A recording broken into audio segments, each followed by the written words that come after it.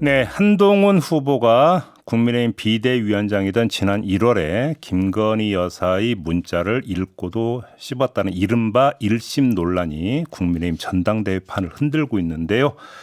자, 지금부터 한동훈 캠프와 원희룡 캠프, 원희룡 캠프와 한동훈 캠프 간의 토론 진행하도록 하겠습니다. 양 캠프의 대변인 연결돼 있는데요. 한 분 한 분 소개해드리겠습니다. 먼저 원희룡 캠프의 이준우 대변인입니다. 나와 계시죠? 네, 안녕하세요. 네. 그리고 한동훈 캠프의 정광재 대변인입니다. 나와 계시죠? 네, 반갑습니다. 정광재입니다. 네. 뭐 두 분은 잘 아시는 사이시죠? 네, 네. 네. 네. 집중 토론 좀 부탁을 드리고요. 시간이 워낙 짧기 때문에 바로 본론으로 들어가겠습니다. 지금 그러니까 이 문자 내용을 가지고도 서로 주장이 다른데 김건희 여사가 사과하겠다는 의지를 분명히 표명했다는 주장이 있고 사과가 어렵다는 취지였다는 주장도 있습니다. 일단 이거부터 좀 갈라야 될 것 같은데요. 정광재 대변인님 어떻게 파악하고 계십니까? 저는 이것을 이해하는 데는 일종의 맥락이라는 게 있다고 생각합니다. 네. 맥락을 이해해야 단 하나의 문장으로 이해할 수 없는 상황을 전체적으로 총괄할 수 있다고 보는데요. 일단 공적 채널을 통해서 우리 한동훈 후보가 당시 위원장이죠. 대통령실의 입장 표명을 요구하는 게 있었고 그에 따라서 사퇴 요구까지 받았었던 건 주지의 사실이잖아요. 네. 근데 그 과정에서 이제 한 6개월 정도 지난 후에 문자가 공개됐고 그 부분에 대해서 한동훈 후보에 대한 책임론을 들고 나오는 게 많은 분들이 생각하시기에 왜 이 시기에 이런 문자가 공개돼서 전당대회에 어떤 영향을 주고 있는 것은 아닌가라고 생각하실 거라고 생각합니다. 그래요. 일단 그 문제도 좀 여쭤보겠는데 일단 문자 내용은 어떻게 파악하기 쉬운가 다시 한번 여쭤보겠습니다. 문자 내용은 어제와 오늘 보도된 5개 내용이 네. 대부분 사실에 부합하기 때문에 저희도 따로 반박하는 내용을 내지 않았고요. 네. 그것과 관련해서는 다른 정치적 해석의 여지가 없는 사안이기 때문에 예. 이 부분을 충분히 당원과 국민들께서 판단하실 거라고 생각하고 알겠습니다. 있습니다. 원희룡 캠프의 이준우 대변인 말씀해 주시죠. 네, 어제 문자 내용을 제가 좀 자세히 봤는데요. 네. 이렇게 표현을 합니다. 김건희 여사가 미안합니다. 잘못했습니다. 사과합니다. 죄송합니다. 이 4번의 표현이 나오는데요. 네. 이 표현들이 한 문장이 나온 게 아니고요. 각각 5번을 보내면서 그 과정에서 계속 나온 말들이에요. 이거 명백하지 않습니까? 네. 국민을 상대로 국어 시험을 보는 것도 아니고 맥락보다는 있는 그대로 표현한 거에 대해서 네. 이거는 논란의 여지가 없다. 죄송하다, 사과하겠다는 것을 명백하게 밝힌 그 내용이라고 봅니다. 알겠습니다. 자, 한동훈 캠프의 정광재 대변인님. 네. 그런데 거기에 대해서 그러면 만약에 한동훈 위원장이 당시에 어떤 식으로라도 답변을 했었다면 말이죠.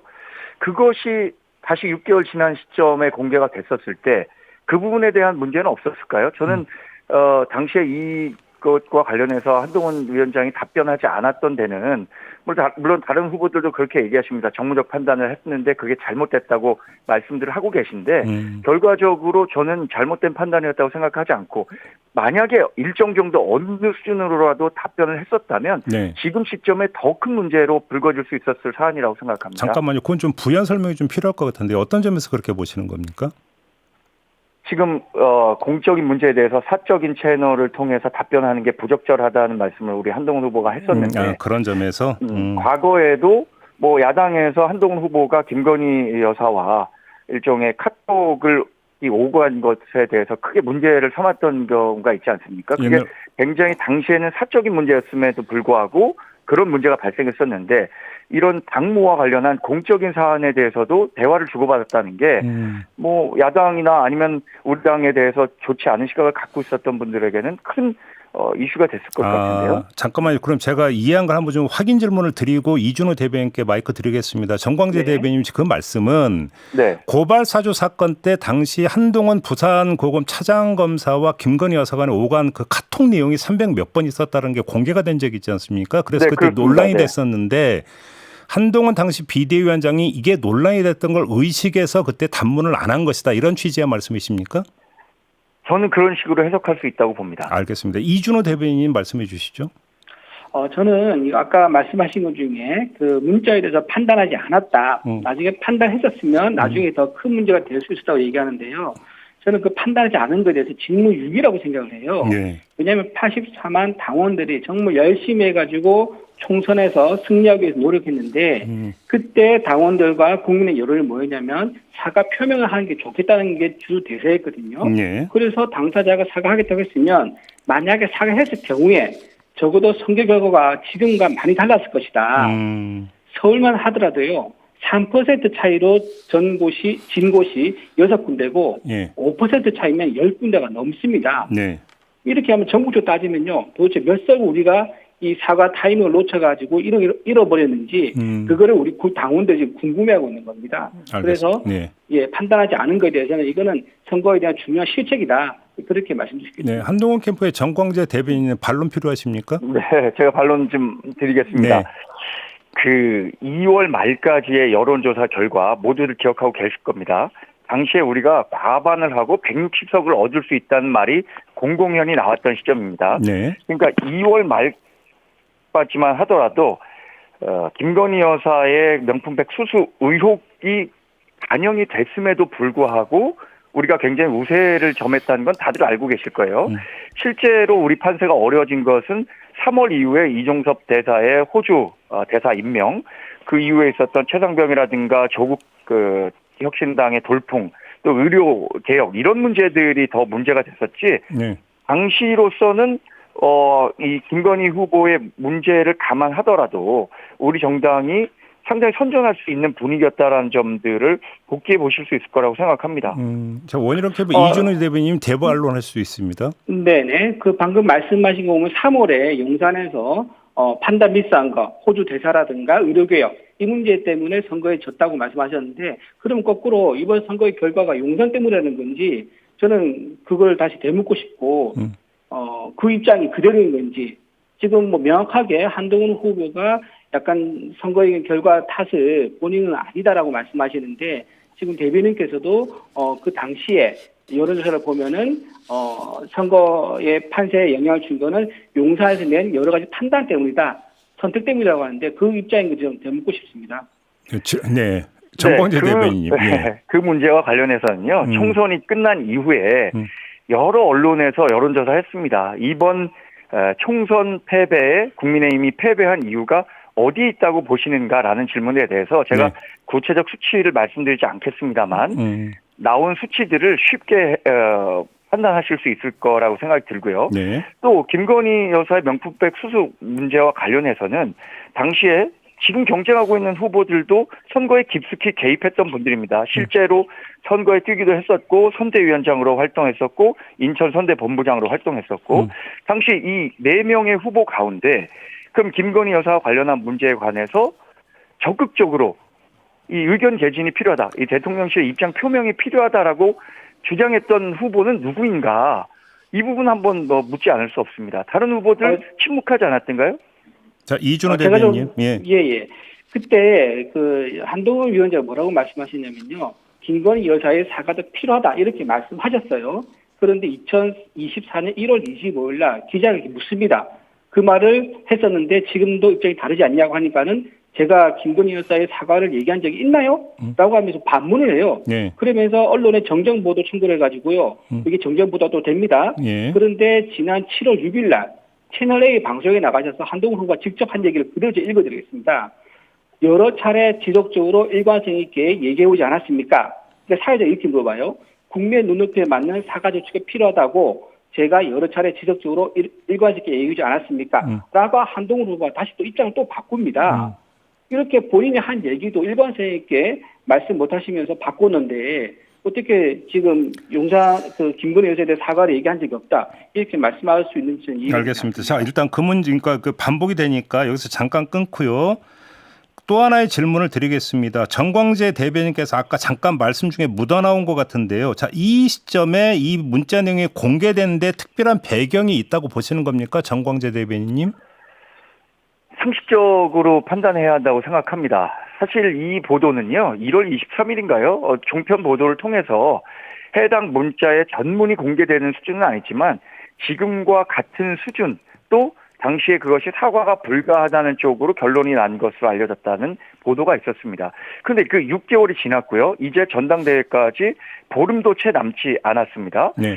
그런데 이 지극히 내밀한 문자잖아요. 사실 두 사람만이 알 수 있는 문자의 내용이 거의 원문 그대로 해석될 수 있을 정도로 공개됐다는 것 자체에 대해서 이거 상식적으로 의문을 제기하지 않을 수 없는 거 아닐까요? 저는 뭐 모든 정치가 상식에 기반해야 된다고 생각하는데 이게 왜 지금 이 시점에 문제가 되고 있는지 네. 이 부분에 대해서 묻지 않을 수 없는 거죠. 자, 원희룡 캠프의 이준우 대변인님 답변 주시죠. 제가 알기로는요, 한동훈 후보께서 본인의 그 문자를 친한 기자들한테 보여주면서 얘기를 한 적이 있다 그러더라고요. 네. 제가 그 기자들한테 들은 얘기입니다. 그리고 또 진중권 씨가 자기가 본인 또 스스로 공개적으로 밝혔지 않습니까? 네. 진중권 씨가 누구냐면 정의당 후보의 후보 회장을 하셨던 분이거든요. 예. 그분한테도 그 문자를 보여주면서 얘기를 했고 진중권 씨가 봤다라고 얘기를 해요. 근데 이게 무슨 공적인 대화입니까 이게?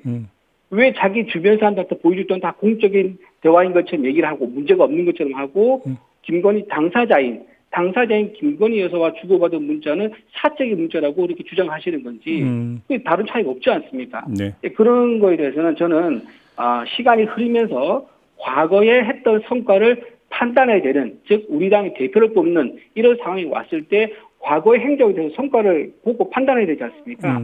그렇기 때문에 그 얘기가 지금이 나온 거지, 만약에 한동훈 후보가 전당대회에 나오지 않았다 그러면은 아마 그 문자가 공개되거나 소환될 일이 아마 없었겠지요. 주변 사람들끼리 서로 얘기하고 넘어갔을 그런 일이었을 겁니다. 알겠습니다. 한동훈 캠프의 정광재 대변인님 네. 반박 필요하십니까? 지금 얘기하신 부분에 이 문자가 왜 공개됐는지를 유추해 볼 수 있는 부분이 있는 겁니다. 예. 한동훈 후보가 나오지 않았다면 이것이 문제가 되지 않았을 것이다라고 말씀하시는데 거꾸로 해석하면 한동훈 후보가 당대표가 되는 것에 대한 두려움 이런 것들의 반로가 문자 공개로 이어진 것 아닌가라고 네. 생각할 수밖에 없는 거죠. 예. 그리고 뭐 진중권 씨나 아니면 다른 기자들이 그 문자 전체의 맥락을 얼마나 정확히 아니면 원문 그대로 보셨는지는 제가 모르겠습니다만 이 문자 공개 자체가 어디에서 시작됐는가라는 것들을 뭐 조금만 관심 있는 분들이라면 이것을 한동훈 캠프 측에서 유출했을 것이다라고 생각하는 분들이 얼마나 될까요? 알겠습니다. 이준호 대변인님. 네, 제가 오히려 상식적으로 좀 봤으면 좋겠다고 말을 하고 싶은데요. 당대표를 뽑는 선거 아닙니까? 그러면은 앞으로 우리 84만 당원들을 어떻게 잘 이끌느냐, 그 리더를 뽑는 건데, 그 리더의 자질을 우리가 뭘로 판단합니까? 과거의 그분의 성과, 그분의 행적을 보고 판단할 수밖에 없는 거예요. 근데 과거의 본인 성과 중에 가장 중요한 게 뭡니까? 네. 지난 총선이거든요. 네. 총선 과정에 있었던 갈등, 그리고 총선 결과, 여기에 대해 평가를 할 수밖에 없는 거고요. 그 과정 속에서 자연스럽게 이 얘기는 나올 수밖에 없었다. 그렇게 생각합니다. 알겠습니다. 자, 요 문제와 관련해서 제가 두 분께 공통 질문을 좀 드리고 다른 주제로 좀 넘어가겠는데요. 아주 짧고 굵게 좀 답변 부탁드리겠는데, 김건희 여사가 명품백 문제에 대해서 대국민 입장을 표명할 그 필요성은 현재도 유지가 되고 있는 것 같은데 그게 필요하다. 그래서 모든 캠프가 공동으로 김건희 여사에게 그걸 요청할 의향은 없습니까? 한번 두 분께 공통으로 한번 질문 드려보겠습니다. 저는 지난 5월 9일에 윤석열 대통령이 김건희 여사의 명품백 수수와 관련해갖고 네. 국민께 사과를 드리다 현명하지 못한 처신으로 국민께 사과드리고 있다라는 말씀을 하셨는데 네. 이것은 이것으로 일단락되고 검찰의 수사가 진행되고 있잖아요. 네. 그 검찰 수사 결과를 본 이후에 어느 정도의 입장 표명이 필요할 거라고 생각합니다. 그러니까 시점은 그때가 돼야 된다? 알겠습니다. 네. 원희룡 캠프 쪽 입장은 어떻습니까? 제가 중간에 전화가 와서 끊겨 잘 못 들었는데 이 문자 전문 공개를 말씀하시는 아니요. 건가요? 그게 아니라 그거와는 별개로 명품백 문제에 대해서 김건희 여사가 지금이라도 대국민 입장 표명을 해야 될 필요성에 대해서 어떻게 생각하시는지 이 질문을 드렸습니다. 예, 우리 전당대회에 있는 상황에서 말씀드리면요. 우리 네. 당론이 이미 정해져 있습니다. 네. 민주당이 만든 공수처잖아요. 네. 민주당이 만든 공수처 우리 반대했지만 어쨌든 받아들였고 그 공수처에서 자력을 다해서 열심히 이걸 들여다보고 조사하고 있습니다. 그 절차를 몇 개월만 지나면 절차를 다 거쳐서 결과를 알 수 있는데 그걸 지금 특검으로 할 필요가 있습니까? 공수처 결과를 봐야 한다는 이건 게 제 지금 입장입니다. 지금 명품백 건은 지금 현재 검찰이 수사하고 있지 않습니까? 네네네. 예, 최상병 건이 아니라 명품백 건을 예. 여쭤본 겁니다. 예, 네, 몇번 건이라면 아까 예. 방금 말씀하신 정광재 대변인 입장이 같습니다. 알겠습니다. 네네. 일부 원외위원장들이 한동훈 후보의 사퇴 요구 기자회견을 가지려고 하다가 어제 취소가 되는 일이 있었다고 하는데요. 그래서 박종진 선관위원은 또 이 문제에 이제 자신의 이름이 거론이 되자 선관위원직 사의를 표명하기도 했는데, 자, 한동훈 캠프의 정광재 대변인님, 이 네. 사안의 성격이 뭐라고 규정을 하십니까?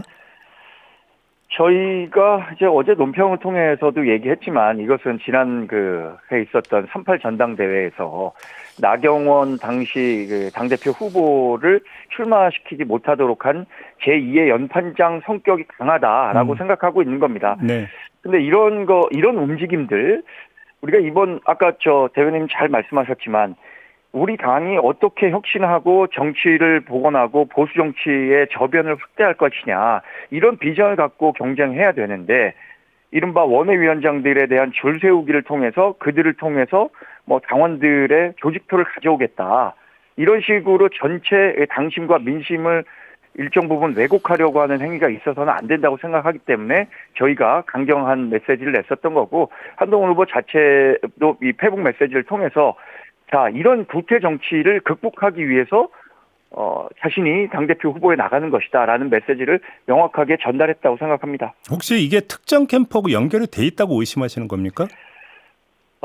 특정 캠프와 연결돼 있지 않기를 바라고 있을 뿐입니다. 알겠습니다. 자, 원희룡 캠프의 이준호 대변인님 말씀해 주시죠. 네, 어제 아침에 이게 일찍 이제 화제가 됐습니다. 네. 저희도 입장을 신속하게 밝히는데요. 이 사건도 저희가 언론을 보고 알았고요. 네. 그 전에 저희가 협의된다거나 사진 알았던 적이 전혀 없습니다. 그래서 원희룡 후보도 이거에 대해서는 단호히 반대한다 입장을 냈고 네. 만약에 한다 그러면 이건 자기가 말릴 것이다라고 얘기를 했었습니다. 그래서 이거를 연판장에 대해서는 우리 원희룡 후보와 100% 관련이 없는 전혀 무관하다는 걸 말씀드리고 싶고요. 네. 그다음에 이 연판장에 대해서는 사실 저희한테 한동훈 캠프에서 비난하기가 저희는 좀 부적절하다고 생각을 해요. 왜냐하면 지난번에 연판장 사건이 있었지 않습니까? 예. 그때 그 주도적인 당사자분들 중에서 5명이 거기서 중요한 캠프에서 활동을 하고 있습니다. 그런 연판장의 주역들이 지금은 다시 상대 후보 캠프에 들어가서 연판장의 얘기가 나오니까 그걸 비난하고 비판한다? 그것도 사실은 좀 적절하지 않죠. 알겠습니다. 그 말씀까지 드리고 싶습니다. 한동훈 캠프 쪽 반론 필요하십니까? 저는 지난번에 있었던 연판장에 서명했다고 했던 어떤 분이 우리 캠프에 이렇게 활동하고 있다라는 점에 대해서 주목하기보다는요. 네. 과거에 이런 나쁜 관행과 나쁜 정치적 행태가 있었는데 그럼 그것이 또 이번에 반복돼야 하는가? 그러지 말자라는 의견을 드리고 싶습니다. 자, 원희룡 캠프 쪽 재반론 기회 있습니다. 그렇죠. 과거의 잘못을 우리가 반복 안 하기 위해서 지난번에 우리 총선 결과를 봤으니까 그 총선 결과에 대해서는 원인 중에 하나가 용산의 갈등 때문에 일어난 게 아니겠느냐. 그래서 우리는 그 과거를 반복하지 말자. 그래서 용산과 소통하고 신뢰관계가 있는 원희룡 후보가 되어야 된다. 그렇게 말씀드리고 싶습니다. 자, 이번에는 그럼 이준우 대변인께 그럼 추가 질문을 드리겠는데요. 그러니까 두 양 캠프 모두 이런 움직임이 부적절했다는 평가인 것 같은데, 그러면 이준우 대변인님, 당 차원에서 이 기자회견을 주도했던 원외위원장들에 대한 조치가 필요하다고 보십니까? 이걸로 끝내야 된다고 생각하십니까? 전당대회라는 게 네. 이게 우리 집안에서 일이지 않습니까? 네네. 집안에서 일인데 누가 당 대표가 되는 것은 후보자 검증 과정이기 때문에 치열할 수밖에 없는 거예요. 예. 그러다 보면 과열될 수도 있는 거고 좀 오버를 할 수 있는 거죠. 네네. 그런데 여기에 대해서 이 문제에 대해서 이걸 해당하기로 보고 만약에 징계라든가 이런 식으로 간다 그러면은 네. 전당대 끝나고 나서 단일 대우를 다시 꾸려서 네. 우리 민주당 1급 체제의 민주당과 다시 싸워야 되는데 네. 그러기에는 사실 우리 스스로 제사를 깎아먹는 행위가 되지 않겠습니까? 알겠습니다. 그래서 우리 전당대에서 끝내야 된다. 담장 밖으로 넘어가는 거는 옳지 않다 그런 생각합니다. 한동훈 캠프 입장은 어떤 겁니까? 정말 좋은 말씀 해주셨습니다. 당내 선거고요. 선거라는 것이 시간이 갈수록 경쟁이 과열될 수밖에 없다는 생각을 갖고 있습니다. 네. 그렇지만 그 경쟁은 공정한 룰을 준수하는 상황에서 이루어져야 하는데, 제가 말씀을 한번 드려도 좋겠습니다만 이런 겁니다. 우리가 복싱을 할 때 로블로를 치면 안 됩니다. UFC나 이종 격투기는 뭐 다양한 기술들이 허용이 되죠. 근데 그 로블로를 치면 안 되는 복싱 경기를 하면서 로블로를 치는 사람이 나타나서는 안 되는 거잖아요. 저는 그래서 이 공정한 경쟁이 이루어져야 하는데 이 부분들이 지금 일정 부분 좀 공정하지 못하게 치러지고 있다라는 문제 제기를 하고 있는 거고요. 네. 이 부분은 제가 생각하기에는 이번 선거에 임하는 84만 책임 당원과 나머지 20%를 차지하는 국민께서 충분히 고려하고 투표에 임해 주실 거라고 생각합니다. 알겠습니다. 자, 그 마지막으로 짧게 원희룡 캠프의 이준호 대변인님. 네. 원희룡 후보가 어제 JTBC와의 인터뷰에서 한동훈 후보가 지난 총선 과정에서 인척과 공천을 상의했다는 요지의 주장을 내놨습니다. 혹시 근거를 좀 밝혀줄 수 있을까요? 그때 그 내용은요. 네. 때가 되면 밝히겠다 이렇게 말했었거든요. 네. 저희가 때가 되면 밝힐 거고요. 오히려 저는 한동훈 캠프에 묻고 싶은 게 왜 총선 백서 공개를 반대하는지 저희는 오히려 그걸 묻고 싶어요. 인터뷰도 거부하고 서명 인터뷰를 요청했는데 거기에 대한 답도 없습니다. 네네. 그러니까 이게 답이 없는 게 한두 분이 아닌 거예요. 웬만하면 자기가 불리하거나 싫은 것에 대해서 답을 다 안 하고 계신데 거기에 대한 답을 저희는 요청하고 싶습니다. 알겠습니다. 정광재 대변인이 답변을 두 갈래로 좀 같이 해주셔야 될 것 같은데 일단 첫 번째 인척과 상의했다라는 의혹 제기는 어떻게 받아들이십니까? 저희가 어제 강경한 메시지를 냈습니다. 인척과 상의했다라고 말씀하셨는데 근거가 있다면 제출해 주시고 그리고 또 적당한 때가 있다고 말씀하셨는데 그 시기가 빨리 조절해서 말씀해 주십시오. 그런데 그것이 사실이 아닐 경우에는 반드시 정치적 책임 또 나아가서는 법적 책임도 져야 하는 부분입니다. 그런데 이 당내 선거라는 점을 고려했을 때 말씀하신 것처럼 우리가 이 당내 선거가 끝난 이후에 당을 하나로 끌고 가야 하는데 이런 식의 마타도어를 하는 것이 과연 우리 당과 윤석열 정부 성공에 도움이 되는 일인가라는 부분들을 제가 원희룡 캠프 측에 묻지 않을 수가 없고요. 두 번째가 어떤 말씀이셨죠? 그 백서 발간 과정에서 백서 발간 특위 면담 요청을 한동훈 위원장이 받아들이지 않은 부분에 대해서는 어떤 입장인지를 한번 묻고 있는 것 같습니다. 저는 뭐 이번 전당대회를 어떤 판을 흔들기 위한 그 백서가 네. 좋은 의도에서 시작됐다고 생각하지 않습니다. 이 전당대회가 끝난 후에는 어느 일정 정도 협력이 가능할 것이라고 생각합니다. 자, 원희룡 캠프 반론가 기회 있습니다. 네. 백서는 지금 이 총선과 이번 전당대회와 전혀 관계없습니다. 원래 일정대로 선거가 끝나면 항상 백서가 나오는 거기 때문에요. 그 과정 속에서 당연히 절차를 거치는 건데 마침 총선이 겹쳐져 있는 것 뿐이거든요. 본인이 총선과 오히려 엮어가지고 정치적으로 해석한 게 더 오히려 오해를 사는 것 같습니다. 그래서 그런 부분에 대해서는 본인이 좀 직접 밝혀주면 좋겠다 그 말씀인 거고 아까 우리 지난 이번 선거에 있어서 가장 중요한 거는 앞으로 대통령실과에 어떻게 손발을 맞추냐 네. 이거라고 취지를 말씀하셨는데 네. 그래서 가장 중요한 게 지난번에 소통을 잘 했느냐, 손발을 잘 맞췄느냐, 그거를 당원들이 지금 묻고 있다. 그렇게 이제 말씀드리고 싶습니다. 알겠습니다. 한동훈 캠프의 정광재 대변인님. 그 당정 관계와 관련해서는요. 지난번 총선에서 저희 정당이 굉장히 심판받은 거죠. 그 심판받은 주요 원인 가운데 하나가 지나치게 수직적인 당정 관계에 있다는 거는 누구도 부인하기 어려울 것 같습니다. 네. 그렇게 지나치게 수직적인 당정 관계를 보다 건강하고 건전한 방식으로 바꾸는 것이 우리가 국민들로부터 더 사랑받을 수 있는 길인데 그것은 애써 외면하고 과거와 같이 대통령실이 시키면 당은 무조건 한다라는 방식으로 가서는 우리 정당이 변화와 쇄신을 할 수 없다라는 점을 많은 분들이 공감하실 거라고 생각하고요. 예. 저희는 그런 얘기들 많이 하시잖아요. 당정 관계가 파탄날 것이다.